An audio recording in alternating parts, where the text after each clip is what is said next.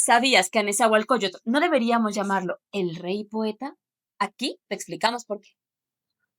Lo primero que tienes que saber es que en el mundo mexica no existían los reyes. Más bien se les decía Tlachtuani, que significa el que porta la palabra. Es decir, que era una persona que era escogida por su capacidad para representar y hablar por el pueblo. Ahora bien, ¿qué significa la palabra poeta? Bueno, la etimología de la palabra poeta proviene del griego antiguo poietes, que significa creador, hacedor, autor o poeta. La palabra poesía también tiene su origen en el griego poiesis, que significa acción de hacer, es decir, creación. Pero, ¿cómo explicará o definirá el náhuatl la palabra poeta? Averigüémosla. Se le llama Xochitlachtoli Ixcuiloji, que significa el que canta o dice la palabra florida. Así que no solo se trataba de hacer rimas, sino hacer que esas palabras florecieran al ser escuchadas.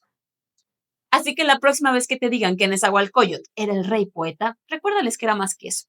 Era un tlachtuani, Xochitlachtoli Ixcuiloji, que es la voz sabia que escribe la palabra florida. Y recuerda, si quieres aprender más, quédate con nosotros. Aquí compartimos información.